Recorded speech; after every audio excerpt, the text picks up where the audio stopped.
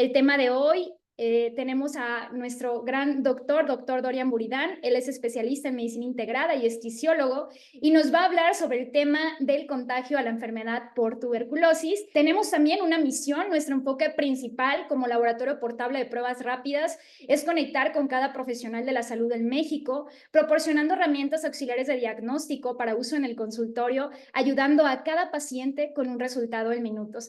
Realizamos estas conferencias semanales informativas gratuitas donde diferentes médicos de distintas especialidades nos muestran cómo utilizan las pruebas rápidas en el consultorio, ofreciendo su conocimiento sobre prácticas diarias en el consultorio y, lo más importante, cómo beneficia al paciente. Nuestra visión es crear una comunidad de 1,000 médicos de diferentes especialidades en nuestro país por medio de nuestras conferencias semanales, ofreciendo herramientas auxiliares de diagnóstico para poder juntos ayudar a 1,000,000 de pacientes al cierre del 2024. Estamos muy emocionados por todo lo que viene y, bueno, muy contentos de darles, si vienen por primera vez, la bienvenida a nuestra gran comunidad de médicos. En este momento, doctor Dorian, ya es confitrión y nos puede compartir pantalla.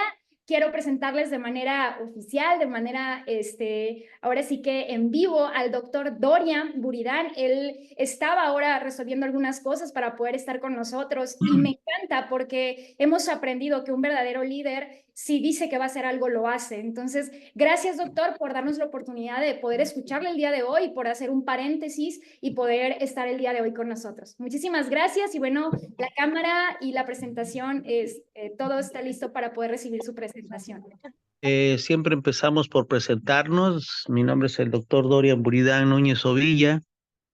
Básicamente estudié medicina como médico cirujano e hice la especialidad en medicina integrada. Ahora ya también hice la especialidad en salud pública y pues yo me dedico a la tuberculosis y por ende soy tisiólogo. Tengo una alta especialidad en ello. Y pues bueno, nos hemos dedicado por más de 15 años a tratar a personas afectadas con esta enfermedad. Ustedes sabrán que el 24 de marzo de cada año se conmemora el Día Mundial de la Lucha contra la Tuberculosis. Este año, con su lema de la Organización Mundial de la Salud, sí podemos poner fin a la TB, tiene una arista diferente a los años anteriores. Y bueno, primero siempre empezamos con esto. ¿Qué es la tuberculosis? Esta pregunta la hacemos en el consultorio y la hacemos en las presentaciones y nos la hacemos a nosotros mismos cada vez que escuchamos la palabra tuberculosis. Cuando escuchamos esta palabra, solemos imaginarnos a alguien tosiendo, a alguien enfermo, inclusive sacando sangre con hemoptisis a través de la vía respiratoria, flaco, pálido, esa palidez tan importante que suele dar la persona afectada con la enfermedad por tuberculosis, que hizo toda una época en aquellos siglos XVII y XVIII, llamada la peste blanca, que dio pie a que las mujeres o muchas mujeres tuvieran que maquillar de blanco porque pues las grandes reinas y princesas pues habían contraído tuberculosis y tenían ese aspecto. La historia de la tuberculosis es muy interesante, es la enfermedad más antigua que se conoce, infecto contagiosa, casi a la par de la malaria. Sin embargo, la enfermedad por tuberculosis es una enfermedad milenaria en la cual se han encontrado vestigios de tuberculosis ósea en momias de más de 5,000 años, en Hungría, en Egipto, reyes, reinas, muchos personajes han padecido de esta terrible enfermedad. La historia de la tuberculosis empieza a partir de que han encontrado en las momias, pero la realidad es que a partir de que Robert Koch, el gran maestro de la microbiología moderna, describió a la micobacteria, una bacteria con características de hongo que tardaba demasiado en crecer en los medios de cultivo, y fue él quien tuvo la paciencia de dejar crecer esa micobacteria y posteriormente describirla en Berlín un 24 de marzo, en donde describe a la micobacteria y pone a la luz que no es una maldición, que no viene de nada más así por no es magia, pues, sino que realmente es un animal, una micobacteria con vida y que se buscarán, en ese momento se decía, se buscarán la forma de combatirla matándola, ¿no? Era invisible a los ojos y sin embargo ya se sabía que crecía en medios de cultivo. La tuberculosis como Mycobacterium tuberculosis, como ya dijimos, tiene un comportamiento micótico con un crecimiento muy lento. Sin embargo, siempre he dicho que es la reina de las bacterias por ser concisa y precisa. Se aerosoliza en la vía respiratoria para pasar de un humano a otro a través de la tos, del estornudo y muchas veces tan solo el hablar. Es una enfermedad causada por este tipo de bacteria, pues que se propaga por el aire. Eh, y a partir de descubrir esta situación, pues se dio pie a saber que muchas otras bacterias y hongos se podían transmitir a través del aire. Tiene una capacidad de enfermar o de solo infectar a su huésped, y es acá precisamente en donde queremos hacer hincapié en esta plática. Esta plática está más dirigida, más que a curación, está más dirigida a prevención. Eh, la matriz de esto viene precisamente de entender que el aire corriente es el que puede mantener a la Mycobacterium tuberculosis aerosolizada. Este aire puede también redirigirse. Los lugares, los consultorios o las áreas hospitalarias deben y deberían de tener una redirección del aire a través de la inyección. Perdón, tengo por ahí un micrófono prendido. No sé si Sí, listo. requiere. Listo, gracias. Entonces, les decía que el aire se puede redirigir en todas esas áreas. ¿Y cuál es el motivo de redirigirlo? Porque no solo tuberculosis, sino otras bacterias y hongos y virus que están flotando, aerosolizados, pudieran arrastrarse con esa redirección. La redirección del aire está basada en la inyección en las habitaciones, pero debe de tener un área de extracción. Al tener un área de extracción, ese aire se dirige hacia esa área y por ende las posibilidades de que esas micobacterias permanezcan en la habitación pues disminuyen hasta en un 80%. Vean ustedes cómo el poder redirigir ese aire pudiera darnos la posibilidad de no contagio.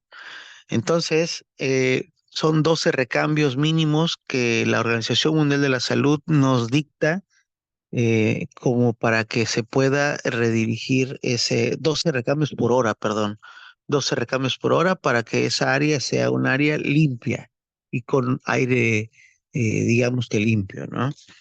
Entonces, el tratamiento preventivo de la tuberculosis puede detener el avance de la enfermedad. ¿De qué estamos hablando con tratamiento preventivo? Una vez que mantenemos contacto o tenemos contacto con Mycobacterium tuberculosis a través de un enfermo o de una persona afectada que saca bacilos de la vía respiratoria, una vez que tenemos contacto con esos bacilos que están volando y que no vemos, o que están flotando más bien y que no logramos observar, pues los aspiramos a través de la nariz.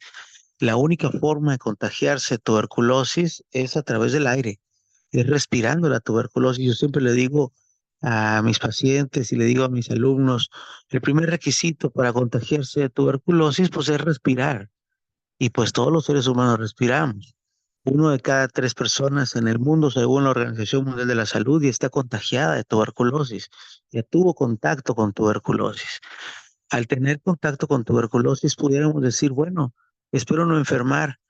Y tan solo el 12 al 15% de las personas se enferman y el resto suelen hacer una entidad llamada tuberculosis latente.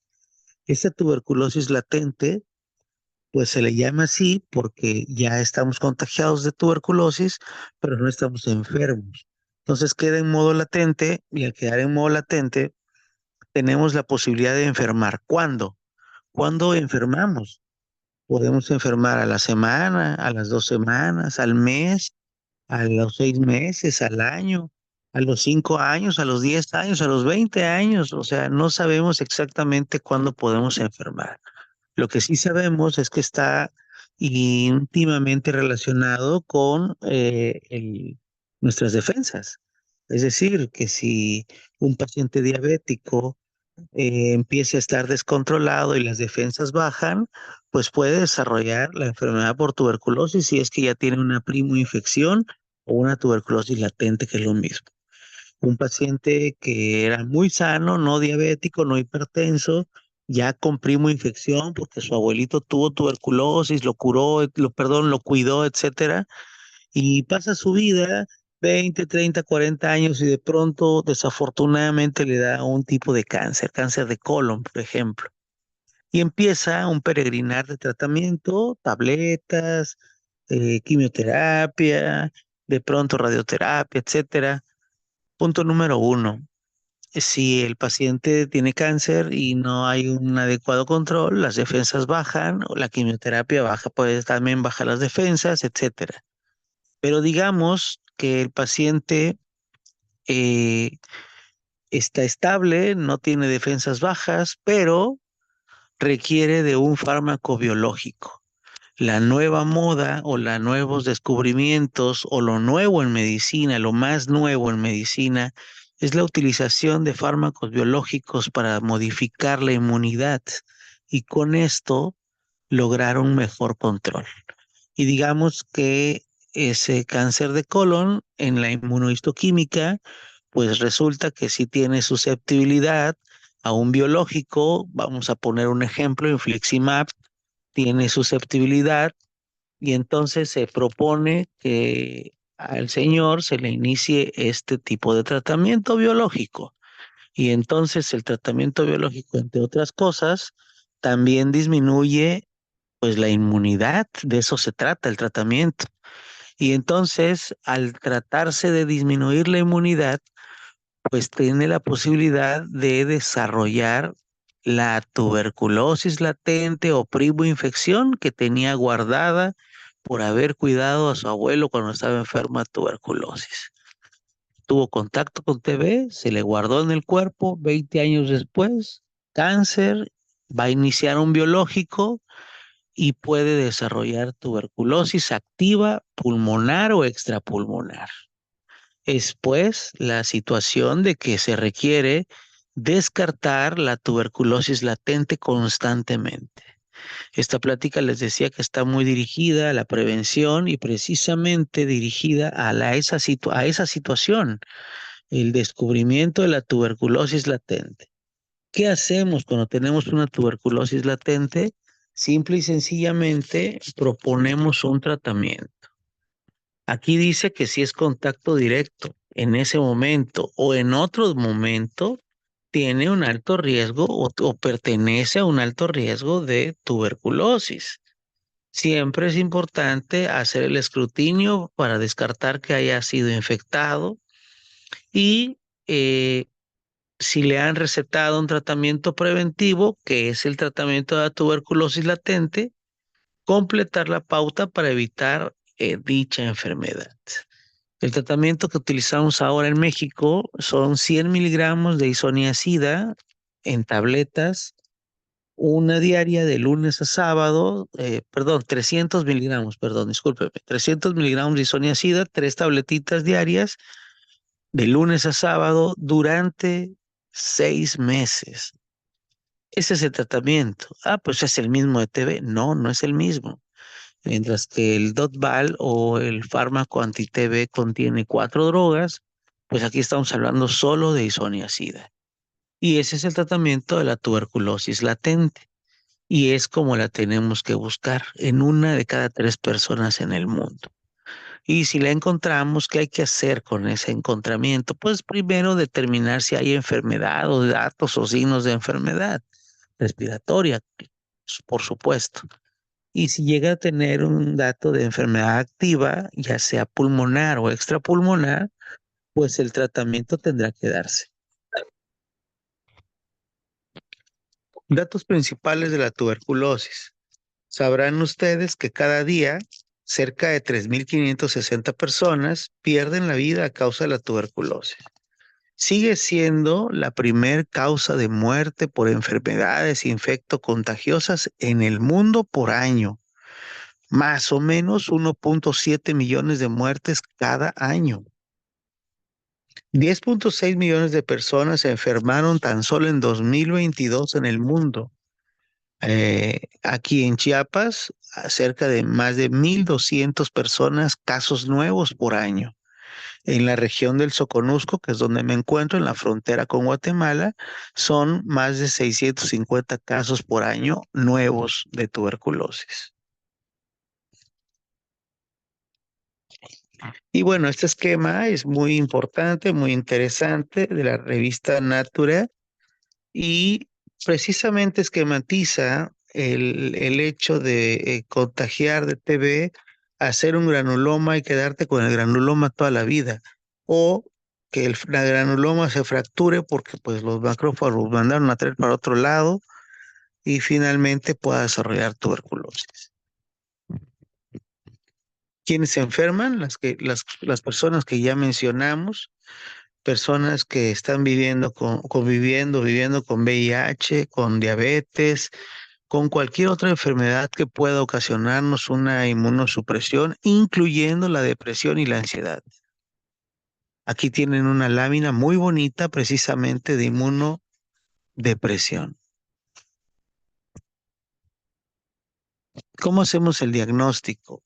Aquí es cuando ya se pone más interesante. Fíjense que por alguna razón, más del 50% de los diagnósticos de tuberculosis se hacen en hospitales y se hacen con pruebas que ya están muy virulentas. Se cree que es porque no pensamos en tuberculosis. Yo creo que antes muchas de las personas, no sé de cuántos estados de la República hay acá, pero muchísimos médicos, les voy a poner un ejemplo, llega una persona con cefalea, fiebre, e inmediatamente le piden unas reacciones febriles. Y que yo me acuerdo, eso se dejó de usar hace más de 40, 50 años. Creo que hemos quedado un poco en algunos estudios o algunas pruebas de laboratorio que pensábamos que iban a ser eternas. Es que creo que tiene tifoidea, salmonelosis, infección intestinal, no sé yo. Y entonces por eso le pido eso. Pues ahora ya sabemos que las pruebas rápidas y basadas en PCR en tiempo real y los cultivos son los estándares de oro para encontrar a la salmonela o a lo que nosotros querramos que estamos diagnosticando. Entonces, todo empieza cuando pensamos en tuberculosis. Si yo tengo un paciente que tiene uno o todos estos síntomas, pues debo de pensar en tuberculosis, sobre todo si vivo en estados endémicos. Solo les voy a mencionar Chiapas, Veracruz, Guerrero, sobre todo Acapulco, Baja California Norte, inclusive Monterrey, perdón, Nuevo León, Tamaulipas, Nayarit, recientemente con Jalisco, son estados endémicos de tuberculosis, de tal forma que este puñado de este puñado de estados de la República, entidades federativas, pues hace más del 60% de la tuberculosis en México. Entonces, si yo vivo en cualquiera de esos estados por ahí, pues a Sonora por ahí se me olvidó, pues debo de pensar en tuberculosis. Y una vez pensando en tuberculosis, pues debo de protocolizar al paciente para determinar si hay tuberculosis activa o no. ¿Cómo se diagnostica la tuberculosis? a- además de pensarlo, pues tengo que verla, tengo que ver que realmente haya la presencia de la Mycobacterium tuberculosis. Esta prueba, que históricamente ha sido utilizada por ser muy barata y por ser muy asequible en casi cualquier lugar, en casi cualquier unidad de salud, eh, pues está cayendo en desuso. El problema de la vaciloscopía, fíjense ustedes, es los pacientes paucivacilares.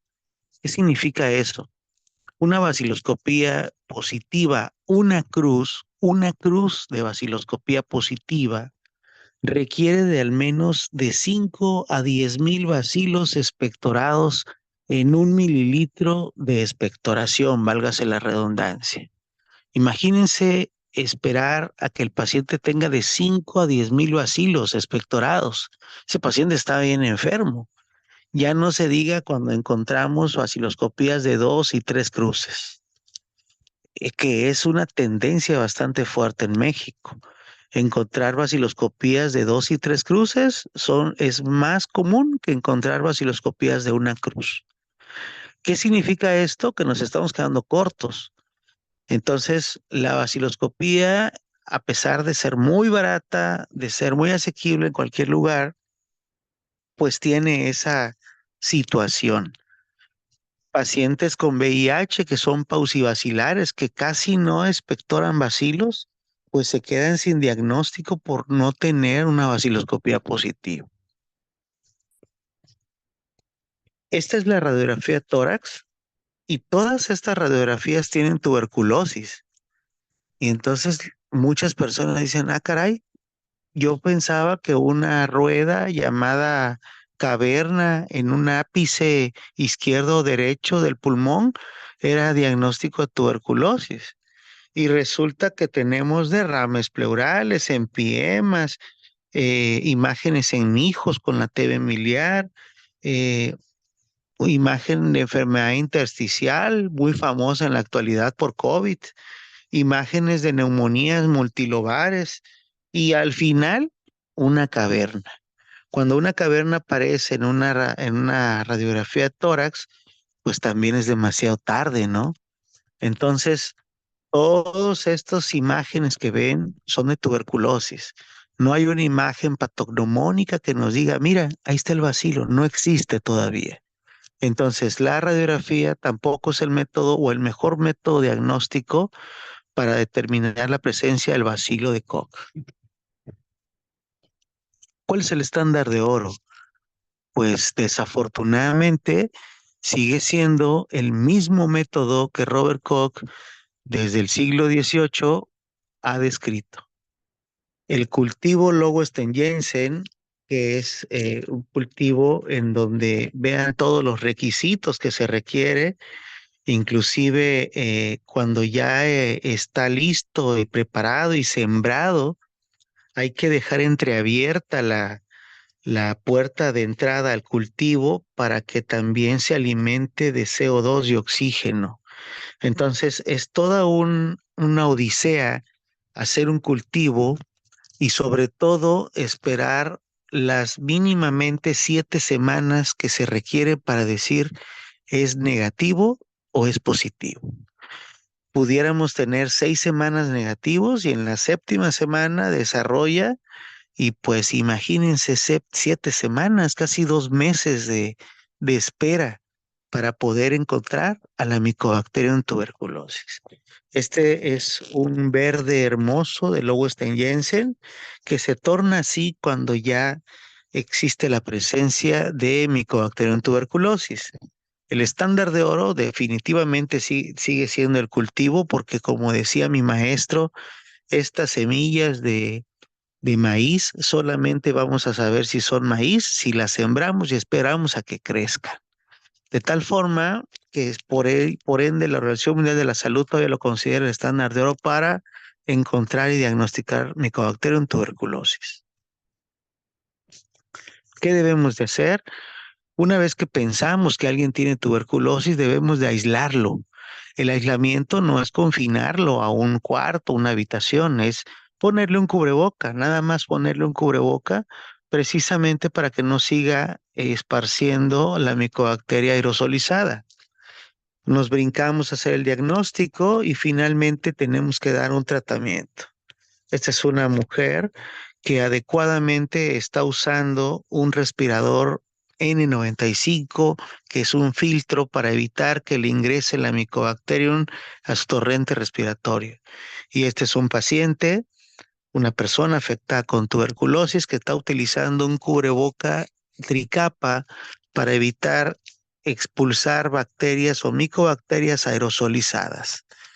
Y esto es el principio de lo que muchos aprendieron en COVID, pero que en tuberculosis llevábamos haciendo décadas. De tal forma de que toda persona sana que tenga contacto con pacientes o personas afectadas con tuberculosis deberá de utilizar un respirador N95. Y toda persona enferma deberemos aislarlo con un cubrebocas. Ese es el tratamiento estándar en México. No sé si haya personas de otros países, pero en México existe afortunadamente esta tableta que algunos médicos le decían dosis total balanceada, otras personas le decían comprimido único, que finalmente su nombre comercial es Dotval. Dotval que pues bueno, el laboratorio de Silanes no nos da un centavo por promocionarlo, pero a lo que nosotros promocionamos es que es un comprimido único que contiene las 4 sales más importantes, las 4 sales primarias para el manejo y tratamiento de la tuberculosis pulmonar y extrapulmonar. Cuando es pulmonar, son 60 dosis en esta primera fase con estas 4 fórmulas y posteriormente 45 dosis con estas solo 2 fórmulas, un total aproximado de 6 meses de tratamiento. 2 meses de fase intensiva más 4 meses de fase de sostén. Los medicamentos deben tomarse a diario. Aquí dice durante 4 a 6 meses, son 6 meses en México. Y para que esto sea efectivo. Lógicamente, el esquema de tratamiento se realiza mediante el programa TAES o tratamiento directamente observado. El TAES es precisamente una estrategia encaminada a mejorar la adherencia al tratamiento. ¿Por qué es importante el tratamiento directamente observado?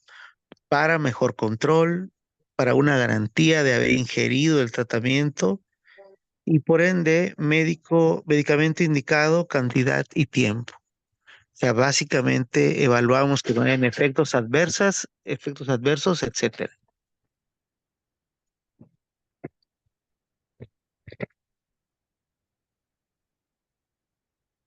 A ver, ahí está.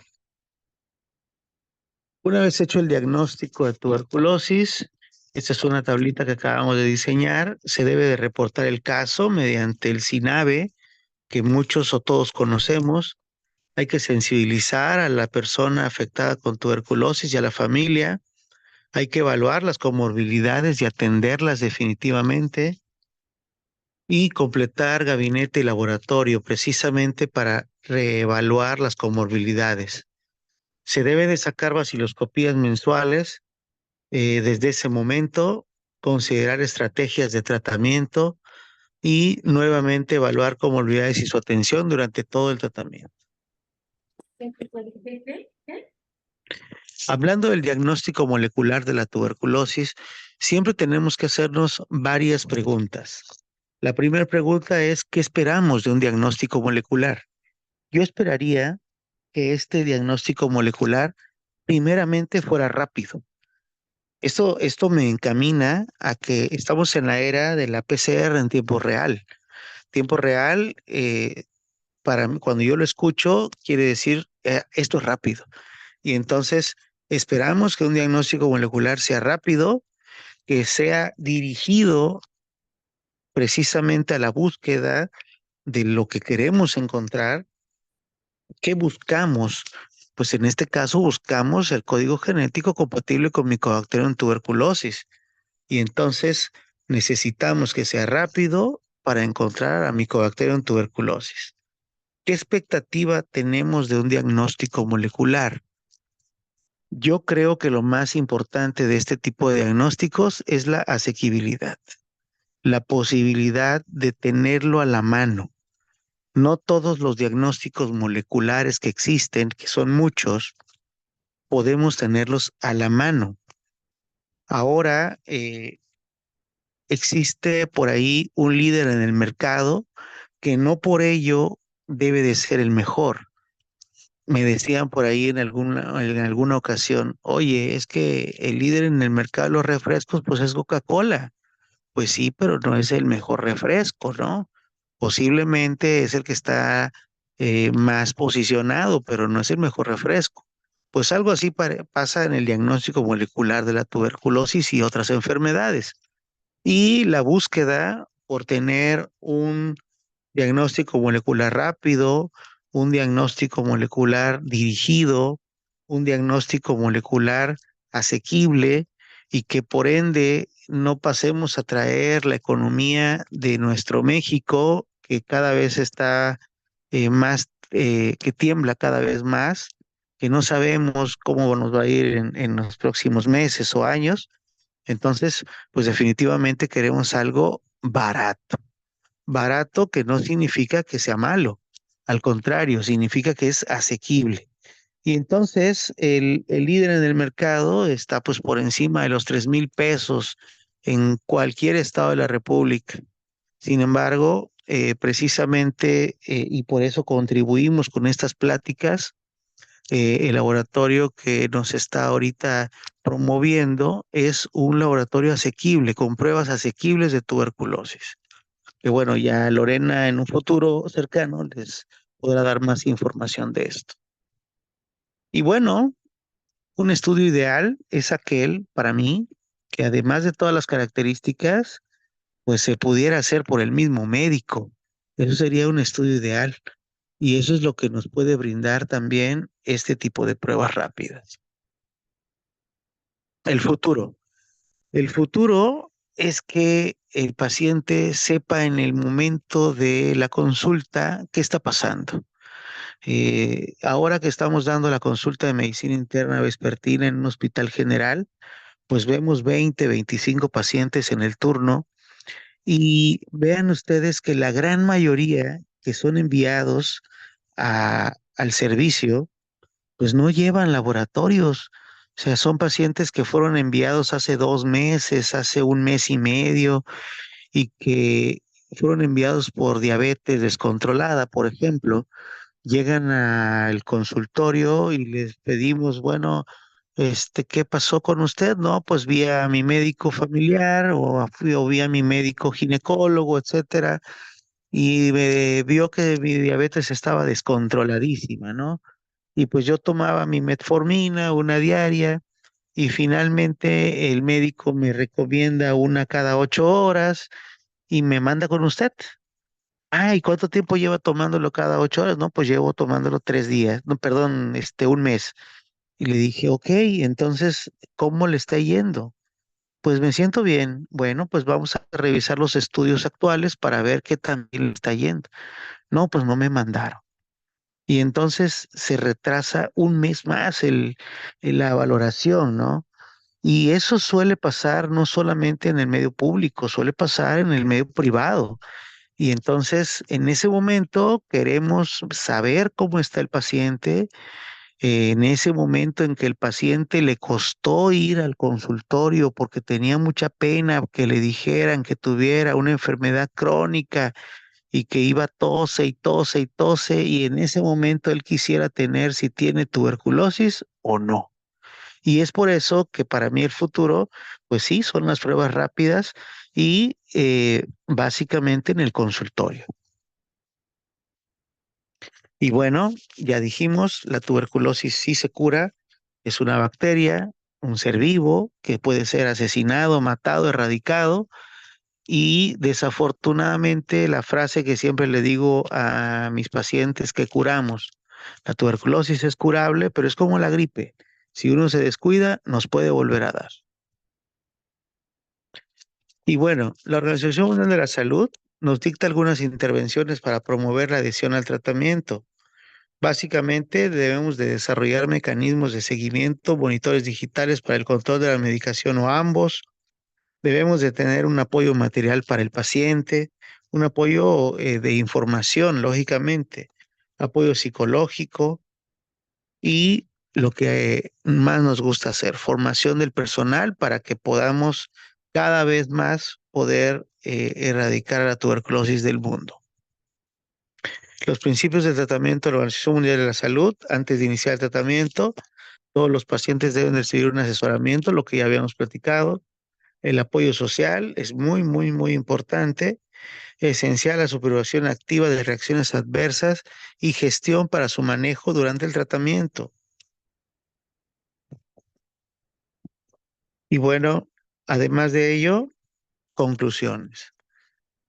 El éxito del tratamiento, de cualquier tratamiento, no solo de la tuberculosis, descansa en tres pilares. Primero, que la persona afectada entienda y esté correctamente informada de lo que está sucediendo. Número dos, que entre las y los pacientes y trabajadores de salud haya una adecuada relación. Y número tres, tomar en cuenta y entender los problemas del paciente para con su tratamiento. Y sobre todo también ahora para con su diagnóstico y seguimiento. Y bueno, termino con esta lámina. Todos podemos poner fin a la tuberculosis. Hay que invertir en servicios de investigación e innovación relacionados con la tuberculosis, lo que ya habíamos estado platicando, el futuro del diagnóstico, asegurar el acceso universal a servicios relacionados con la tuberculosis. Tiene que haber asequibilidad en todo lo que hagamos y tenemos que promover la colaboración intersectorial y la rendición de cuentas. Muchas gracias. Les dejo mis datos y mi correo electrónico para lo que se les ofrezca. Excelente, doctor Dorian. Gracias por esta excelente ponencia. Estamos en este momento en un espacio de preguntas. Recuerden que estamos ahora, cada uno de ustedes, profesionales de la salud, una comunidad de médicos de nuestro país. Y bueno, es un espacio seguro para poder compartir cualquier duda, cualquier pregunta que haya de manera específica. Podemos abrir el micrófono o bien podemos también escribir a través del chat.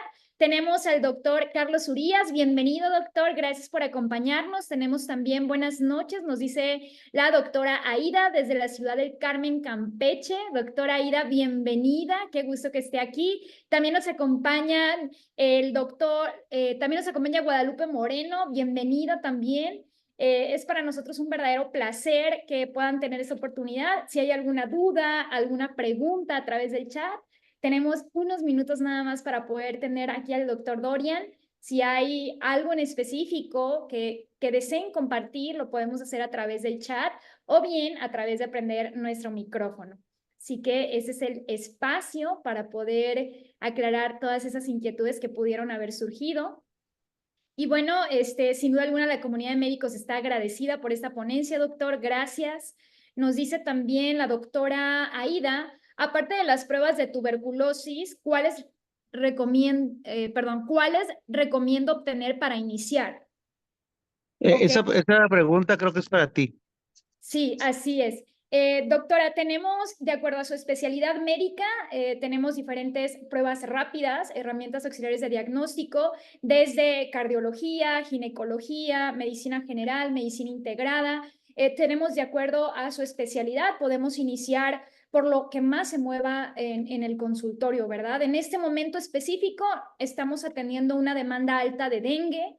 Estamos teniendo también, hubo la semana pasada un movimiento importante en COVID en el centro del país. Entonces, son las pruebas con las cuales puede iniciar en este momento para que puedan tener un movimiento en su consultorio y pueda ayudar a sus pacientes con un diagnóstico más preciso. También nos dice, bien, el doctor Julio Lara, doctor, qué gusto que esté aquí con nosotros. El doctor ya implementa su laboratorio portable en el consultorio. ¿Podría repetir el tratamiento actual? Claro, claro, el tratamiento actual de la tuberculosis pulmonar, exclusivamente pulmonar, Está basado en 4 medicamentos: isoniazida, rifampicina, piracinamida y etambutol, que vienen en un comprimido único que conocemos como Dotval. El Dotval, en mayores de 50 kilos, 4 tabletitas, y en menores de 50 kilos, 3 tabletitas, y en menores de 30 kilos se calcula por peso, hay hasta dispersables también. Este tratamiento consta de 2 momentos. El primer momento de 60 dosis de lunes a sábado, y el segundo momento de 45 dosis lunes, miércoles y viernes. Básicamente son 6 meses, son de 5 meses y medio, 6 meses, 2 meses de fase intensiva de lunes a sábado y 4 meses en fase de sostén. Para la tuberculosis extrapulmonar, cualquier tuberculosis extrapulmonar, antes solo se tomaba tuberculosis meningia y ganglionar y diseminada. Ahora se sabe que toda tuberculosis extrapulmonar es una tuberculosis diseminada, pues porque se diseminó a partir del pulmón. El único cambio que hay acá es que en lugar de 4 meses en la segunda fase, se requieren de 10 meses. O sea, el tratamiento total sería 1 año de tratamiento. Perfecto, doctor. Muchísimas gracias. También nos dice la doctora Elena Carmona Gutiérrez, ¿con la prueba rápida es suficiente para iniciar tratamiento o necesitamos más estudios para complementar el diagnóstico? Es suficiente. Como les dije en un momento ahí, primero pensar en TB. O sea, no hacemos pruebas rápidas aleatorias, sino primero pensar en TB. Una persona que tenga cualquiera de los síntomas que vimos ahí. Recién tengo una enfermera, por cierto, que únicamente ha presentado dolor torácico, pero como es personal de salud, se sacó una radiografía para empezar y vimos cosas raras no habituales, pues pulmonares, vidrio deslustrado. Se le hizo un kit de pruebas rápidas desde COVID, se le hizo COVID, influenza y se le hizo TB y salió a TB positiva. Ella tiene tuberculosis pulmonar. Entonces, inmediatamente ese mismo día se le brindó la primera dosis de tratamiento. Claro que cuando tenemos un contexto más complejo, como el personal de salud, un paciente diabético, un paciente con VIH, siempre vale la pena además hacer pruebas de drogosensibilidad. El porcentaje, ese tema ya no lo tocamos porque en otra plática lo hicimos, pero el porcentaje de tuberculosis resistente al tratamiento de primera línea en pacientes diabéticos, por ejemplo, es del 60%. O sea, es muy alto. 6 de cada 10 pacientes con farmacoresistencia son diabéticos.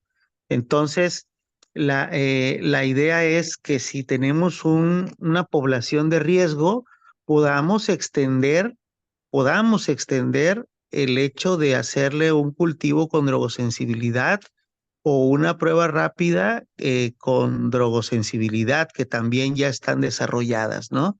Entonces, ¿es necesario algo más? No. Inicialmente, iniciar tratamiento, verificar qué grupo de riesgo es y de ahí continuar el manejo. Yo les aconsejo, y eso es un consejo personal, que si me escucha el Senaprece me va a colgar, pero pues es un consejo personal. eh, yo sigo a mis pacientes no solo con vaciloscopías, los sigo con pruebas rápidas. Entonces, hablo del seguimiento bacteriológico. Inclusive me sirve de cierta forma de educación hacia los pacientes. Cuando el paciente se siente bien, se arranca el cubreboca y anda descuidándose y etcétera, cuando ya está en el segundo o tercer mes de tratamiento.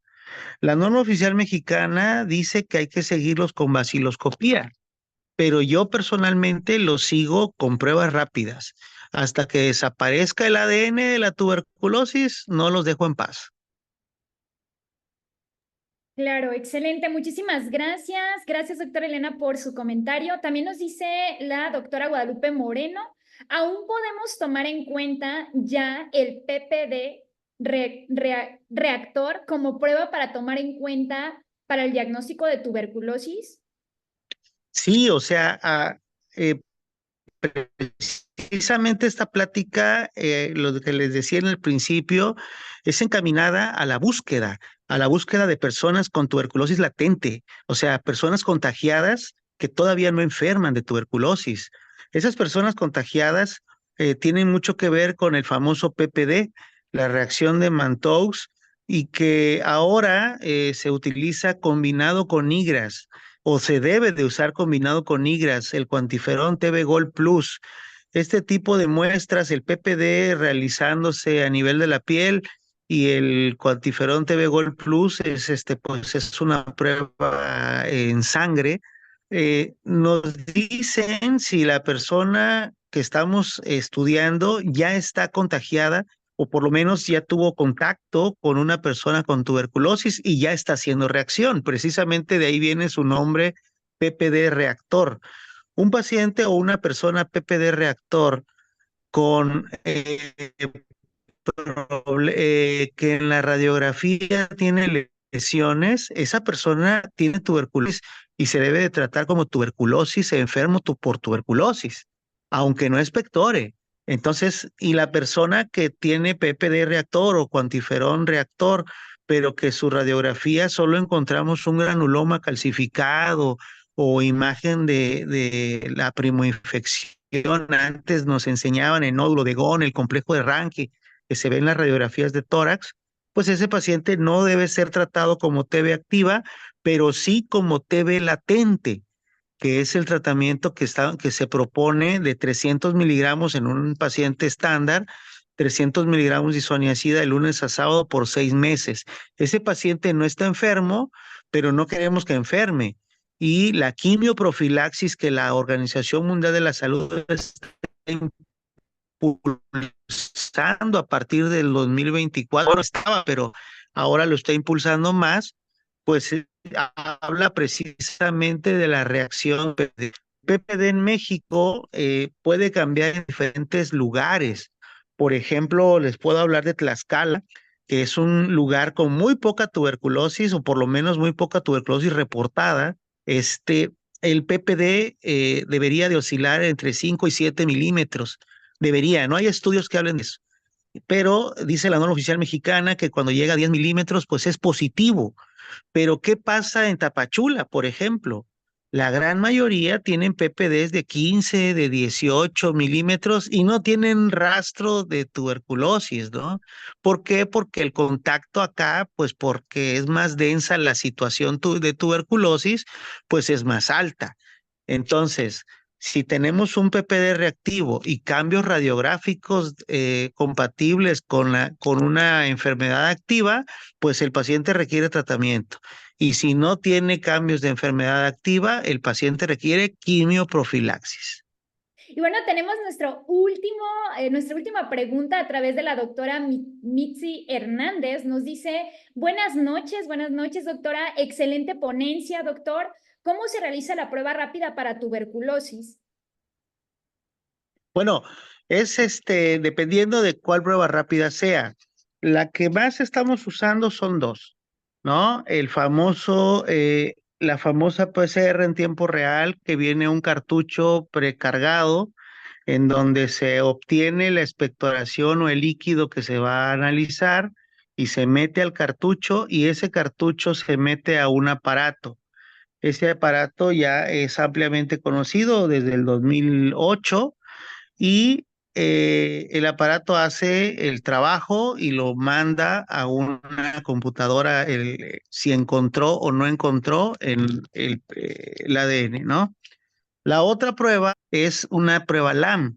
La prueba LAM es básicamente después de preparar la muestra, que es muy sencillo preparar la muestra, se pone en un frasquito y ahí se le pone un reactivo y después el reactivo al cambiar de color, pues es positivo, ¿no? Así de sencillo.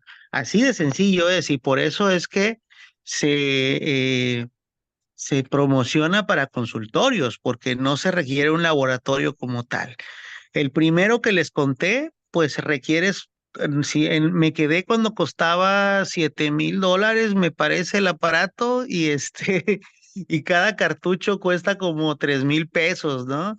Y el que estamos ahora viendo aquí, pues ¿cuánto cuesta ahorita la prueba, Lore? $300 cuesta, algo así, ¿no? Sí, la tira reactiva.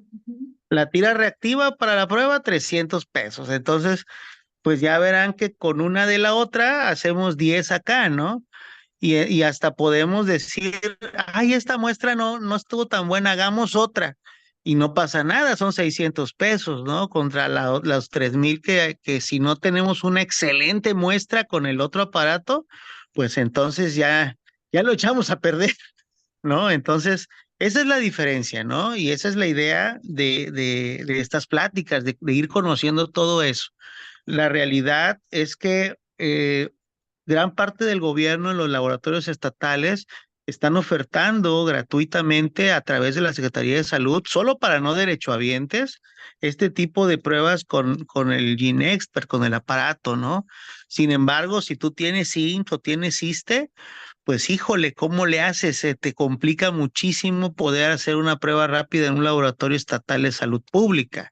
Entonces, ustedes como médicos de consultorio o como médicos institucionales incluso, pueden tener estas pruebas rápidas que son más asequibles, que son menos complejas directamente. Gracias a todos. Recuerden, nuestro equipo, Carolina, Edwin, César y yo, Lorena, estamos para servirles. Si desean más información del Congreso, por favor, pueden pedirnos toda la información para que no se queden fuera y que podamos seguir conociendo información que pueda fortalecer y bueno, también disfrutar un momento agradable, ¿verdad? Porque somos comunidad, somos una gran comunidad de médicos y todo aprendizaje lo podemos compartir y podemos también disfrutarlo. La única manera de poder ayudar a otros es ayudarnos a nosotros mismos y cuando nosotros nos ayudamos podemos realmente marcar una diferencia a través de hacerlo en comunidad. Así que muchísimas gracias, doctora Liz, gracias a todos, gracias por darnos esta oportunidad de poder